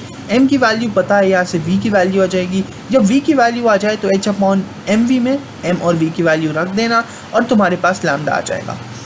प्रॉब्लम नंबर 2.14, हमको एक मास निकालना है फोटोन का जिसका वेवलेंथ है 3.6 एंगस्ट्रॉम। ठीक है, तो 3.6 एंगस्ट्रॉम इज इक्वल्स टू कितना, h अपॉन mv। h का वैल्यू पता है, फोटोन है मतलब कि इलेक्ट्रॉन होगा, इसका मास हमको पता होता है। ठीक है, ओके, नहीं इसका मास निकालना है ना, तो फोटोन की जो है स्पीड अपन को पता होती है कितना होता है, स्पीड हमको पता होती है और फ्रीक्वेंसी भी हमको पता होती है, लैम्डा हमको दिया रखा है। ठीक है, अरे यार कुछ नहीं, h अपॉन mv था, h H upon M V था, एम को उधर ले जाओ, लैम्डा को नीचे ले आओ, एच अपॉन लैम्डा वी हो गया। लैम्डा पता है फोटोन की वेलोसिटी जो होती है वो स्पीड ऑफ लाइट के बराबर होती है, तो यहाँ से हमारा मास आ जाएगा। नेक्स्ट आता है 2.5.2 हिंसबर्ग्स अनसर्टिनिटी प्रिंसिपल। तो भाई ये जो प्रिंसिपल था हमारा Heisenberg uncertainty principle, Werner Heisenberg एक जर्मन फिजिसिस्ट थे। 1927 में इन्होंने एक अनसर्टेनिटी प्रिंसिपल दिया। अब अनसर्टेनिटी मतलब कि जहाँ पे हम पूरा सर्टेन नहीं है, या जिस चीज़ को हम एक्यूरेटली या प्रिसाइसली नहीं बोल सकते हैं, ठीक है, कि ऐसा होगा ही, हमको थोड़ी बहुत उसमें डिलाइमा होगा, थोड़ा बहुत अनसर्टेनिटी रहेगा, ठीक है। तो ये था, ओके। तो उसमें उन्होंने ये स्टेट किया कि भाई डुअल नेचर ऑफ मैटर का और रेडिएशन का था वो अनसर्टेनिटी प्रिंसिपल। मतलब वो बेस्ड था हमारे जो रेडिएशन होते हैं और जो मैटर होता है इसके डुअल नेचर पे बेस्ड था। ये स्टेट करता था, मतलब पहले इंग्लिश में देख लेते हैं। It states that it is impossible to determine simultaneously the exact position and exact momentum और वेलोसिटी ऑफ एन इलेक्ट्रॉन। इनके हिसाब से भाई ये हमारे लिए इम्पॉसिबल था उस टाइम पे कि हम डिटरमाइन कर पाएँ दो चीज़ें साथ में, यानी कि उन्होंने बोला था कि हम साथ में किसी एक इलेक्ट्रॉन की पोजीशन और उसकी वेलोसिटी डिटरमाइन नहीं कर सकते हैं एक्यूरेटली। जहाँ पे जो पोजीशन है, या तो पोजीशन डिटरमाइन कर सकते हो या तो वेलोसिटी डिटरमाइन कर सकते हो, दोनों साथ में हम डिटरमाइन नहीं कर सकते थे, ठीक है भाई। इलेक्ट्रॉन की मैथमेटिकली अगर मैं बात करूँ तो भाई उसको हम दे सकते हैं इक्वेशन नंबर 2.23 से, जो हम देखने वाले हैं। Delta X into delta P x, यानी कि ये है अनसर्टिनिटी इन पोजिशन, और डेल्टा पी है अनसर्टिनिटी इन मोमेंटम या uncertainty of velocity of a particle. Delta X into delta P जो आता है वो ग्रेटर देन और इक्वल टू होता है एच अपॉन 4 पाई। अगर मैं यहाँ पे डेल्टा पी एक्स की जगह लिख दूँ एम वी एक्स, तो भाई ये हो जाएगा delta X into delta of M V X should be greater than और equal to H upon 4 pi. तो ये हो जाता है delta X into delta V X is greater than और equal to H upon 4 pi M.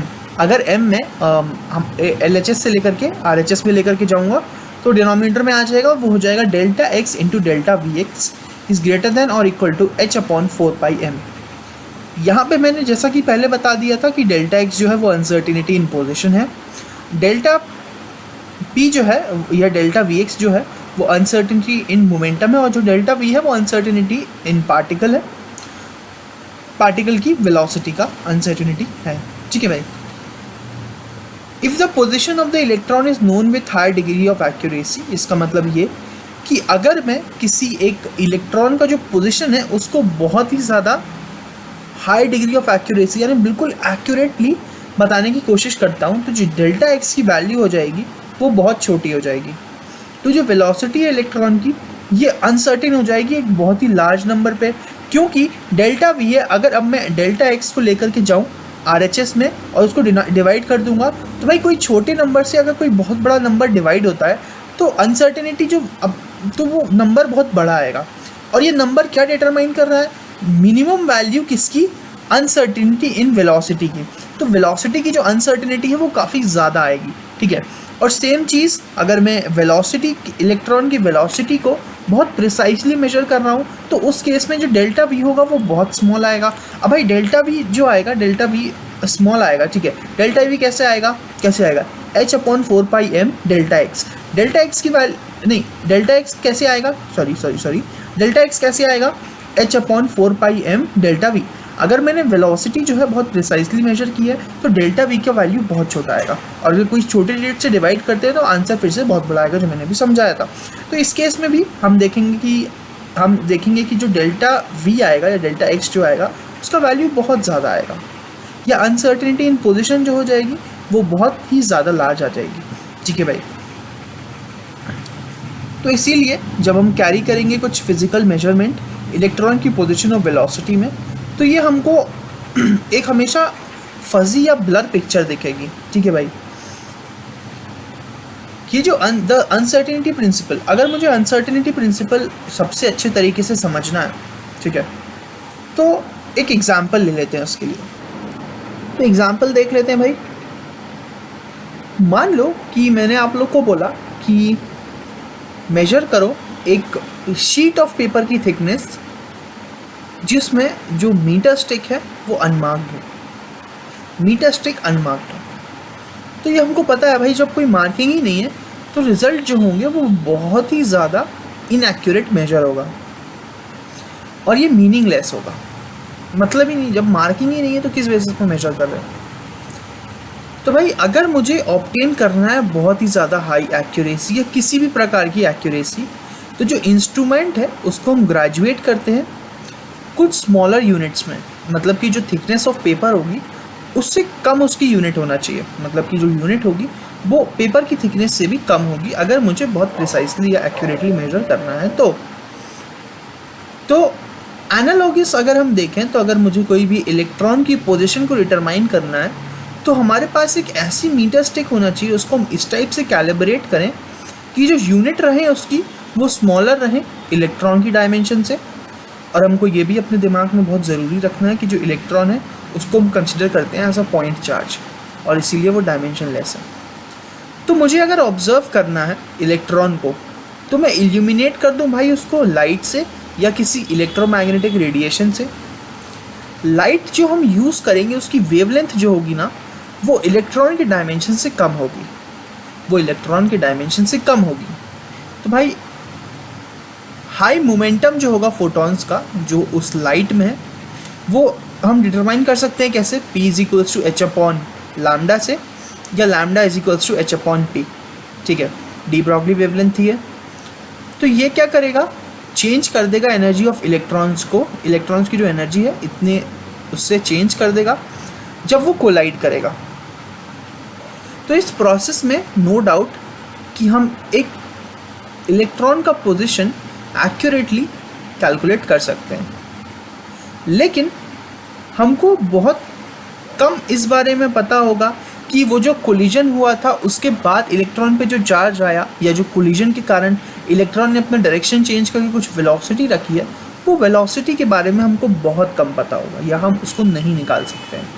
Collision के बाद हमारे इलेक्ट्रॉन की वेलोसिटी कितनी हुई वो हम नहीं निकाल सकते हैं।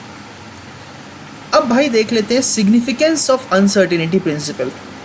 दे दिया प्रिंसिपल, बहुत अच्छा है, आई लाइक इट, मतलब सबको अच्छा लगा, बहुत अच्छी डिस्कवरी थी है। लेकिन इसका सिग्निफिकेंस क्या है?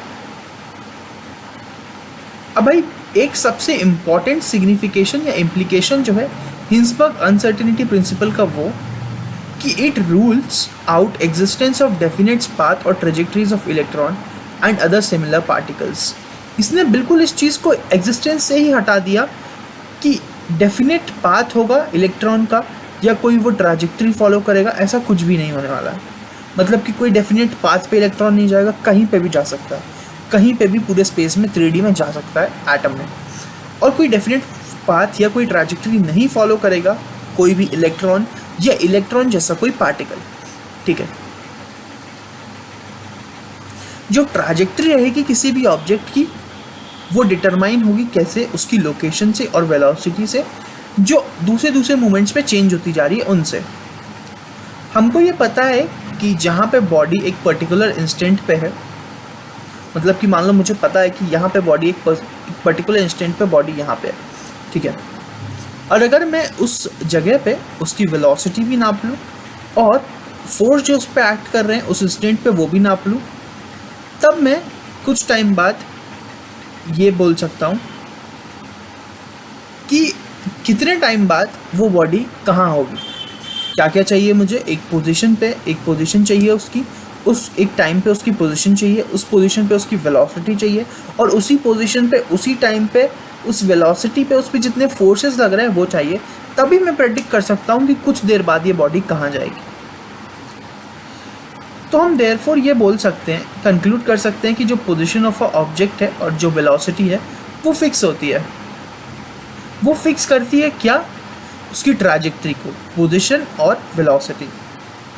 अगर मैं बात करूं सब एटॉमिक ऑब्जेक्ट जैसे कि इलेक्ट्रॉन की, तो हमारे लिए पॉसिबल नहीं है कि हम सिमल्टेनियसली या साथ में उसकी वेलोसिटी और उसका पोजीशन एक साथ बता पाएँ किसी भी एक गिवन इंस्टेंट पे, किसी भी एक एंगल पे प्रिसिजन के साथ। तो हमारे लिए इलेक्ट्रॉन की ट्रैजेक्टरी के बारे में बात करना बिल्कुल फालतू होगा हम वो नहीं बता सकते हैं, ठीक है। Okay, sorry for this also. The effect of Hinsberg uncertainty principal is significant only for motion of microscopic objects and negligible for that of macroscopic object. जो इफेक्ट होगा हिंसबर्ग अनसर्टेनिटी प्रिंसिपल का, वो मैं सिर्फ माइक्रोस्कोपिक पार्टिकल्स के लिए use कर सकता हूँ, जो उनका मोशन होता है सिर्फ उन्हीं के लिए। लेकिन मैं कोई भी एक मैक्रोस्कोपिक ऑब्जेक्ट जो है उसके लिए ये सब रूल्स नहीं लगा सकता हूँ, ठीक है भाई, ठीक है। और इसको हम इस एग्जांपल से बता सकते हैं कि जो अनसर्टेनिटी प्रिंसिपल है, अगर मैं उसको अप्लाई करूँ किसी भी एक ऑब्जेक्ट मास के, जिसका मान लो मिलीग्राम हो गया वेट, यानी 10⁻⁻6 kgs, तो delta V into delta x कितना हो जाएगा, h/4πm। तो ये लगभग जो आएगा वो 10⁻28 पर मीटर स्क्वायर पर सेकेंड आएगा, जो हमारे लिए कोई मतलब का नहीं होगा।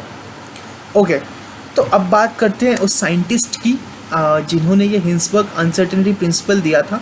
इनका नाम था वर्नर हिंसबर्ग। ये 1901 से 1976 तक थे।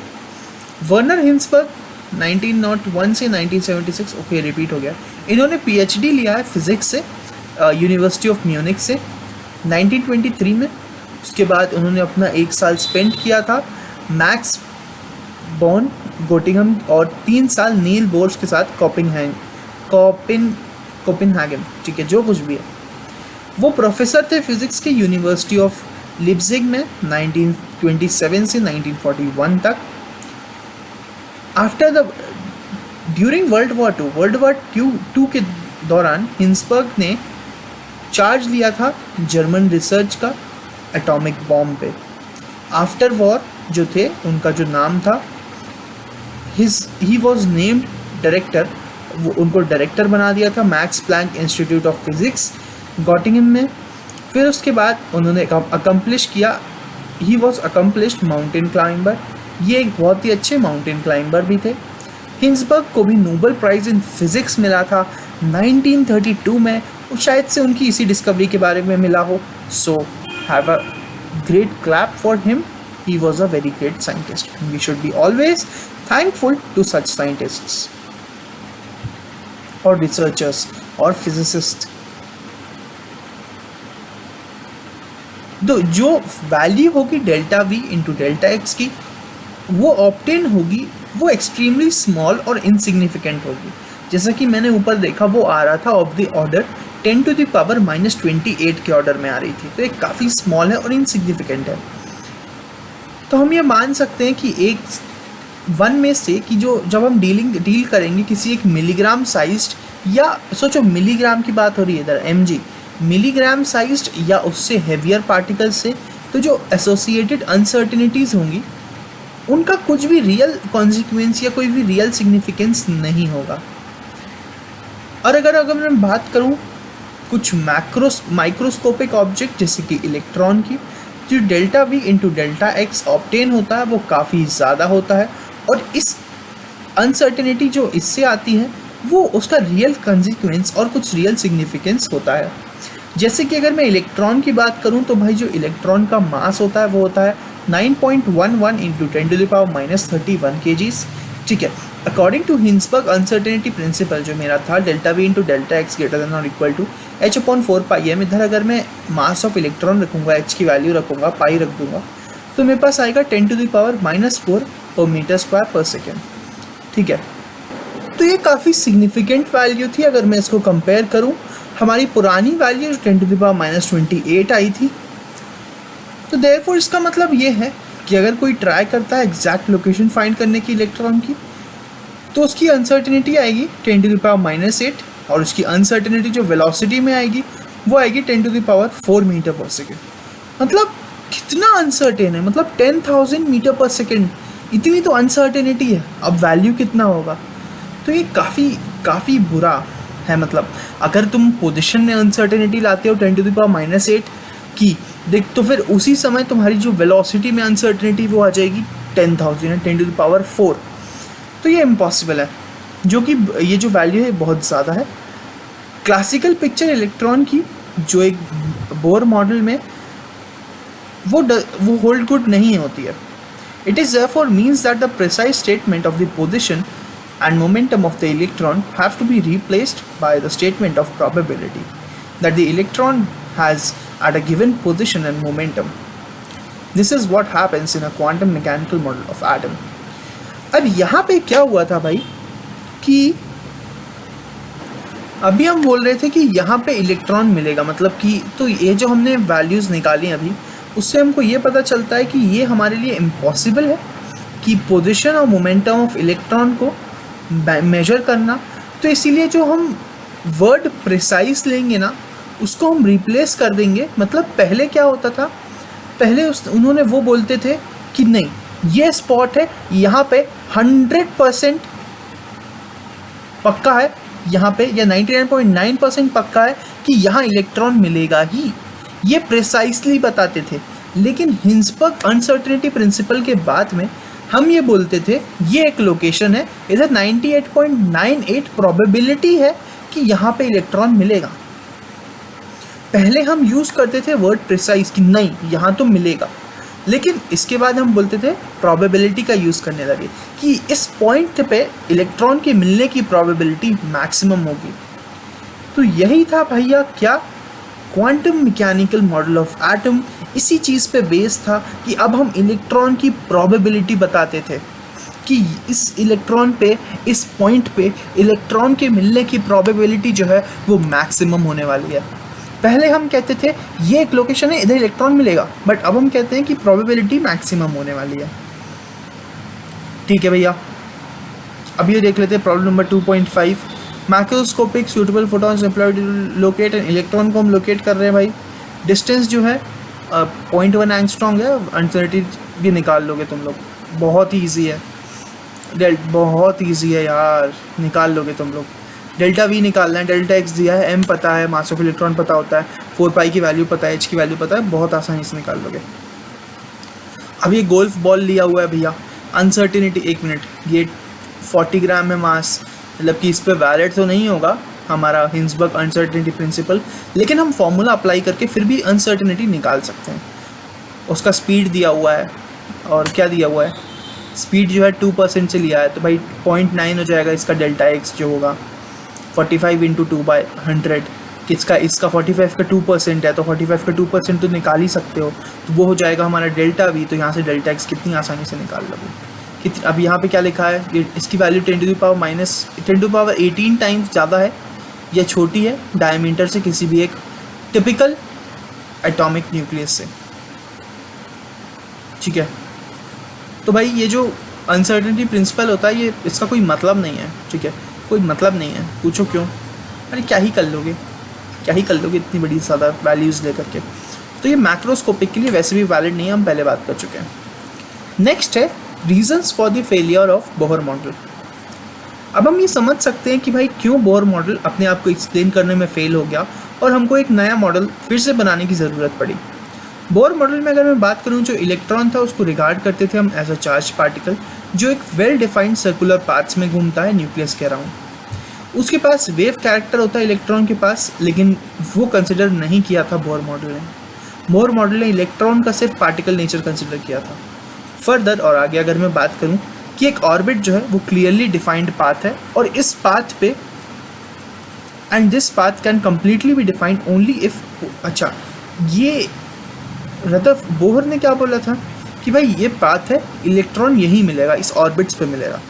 कैसे पता किया, I am question for you, कैसे पता किया? जब हमारे पास ना तो हमने ये बात पढ़ी कि अब मैं इलेक्ट्रॉन की लोकेशन और उसकी वेलोसिटी को साथ में प्रिसाइसली नहीं बता सकता हूँ, तो ये कैसे बोल सकते हैं हम कि ये एक ऑर्बिट है, इसी में इलेक्ट्रॉन मिलेगा? ठीक बात नहीं है ना ये. तो ये पॉसिबल था कि according to Heisenberg uncertainty principle के हिसाब से, जो मैंने अभी बोला, बोहर मॉडल जो था वो हाइड्रोजन एटम के लिए था, तो इसीलिए हम ये इग्नोर नहीं, नॉट ओनली तो ये सिर्फ डुअल बिहेवियर ऑफ मैटर को इग्नोर नहीं करता था, बट कॉन्ट्राडिक्ट करता था किसके साथ, हिंसबर्ग अनसर्टेनिटी प्रिंसिपल के साथ. इन द व्यू ऑफ, अच्छा, इन सब बातों को मद्देनज़र रखते हुए और इसकी जो वीकनेसेस थी ये सब बोहर मॉडल की, उनको ध्यान में रखते हुए बोर मॉडल को और आगे बढ़ाने का कोई मतलब नहीं था, कोई पॉइंट नहीं था इस बात में आगे दूसरे एटम्स के लिए। In fact an insight into the structure of atom was needed which, अच्छा हमको एक और चीज़ चाहिए थी, हमको इलेक्ट्रॉन का वेव लाइक नेचर चाहिए था। ठीक है, जो इलेक्ट्रॉन की डुअलिटी यानी कि behaving as a matter as well as behaving like a wave, वो उसको एक्सप्लेन करे और हिंसबर्ग अनसर्टेनिटी प्रिंसिपल के हिसाब से चले। तो ये अब हमारी बात आएगी क्वांटम मैकेनिक्स की, यानी कि quantum mechanical model of atom. इसको हम स्टार्ट करने वाले हैं हमारे नेक्स्ट वीडियो में, स्ट्रक्चर ऑफ एटम पार्ट 3 में। हाँ, काफ़ी बड़ा चैप्टर है और हम बहुत अच्छे से एक्सप्लेन कर करके पढ़ रहे हैं, बहुत मज़ा आ रही होगी आप लोग को भी। तो हमने अब पुराने टाइप की जितनी भी चीज़ें थी वो सब देख ली हैं, साथ में हिंसबर्ग अनसर्टेनिटी प्रिंसिपल भी देख लिया है। नेक्स्ट हम देखने वाले हैं quantum mechanical model of atom. तो चलिए देखते हैं नेक्स्ट वीडियो में। तब तक के लिए thank you, stay home, stay safe, बस बाकी सब ऊपर वाला है। ठीक है, थैंक यू।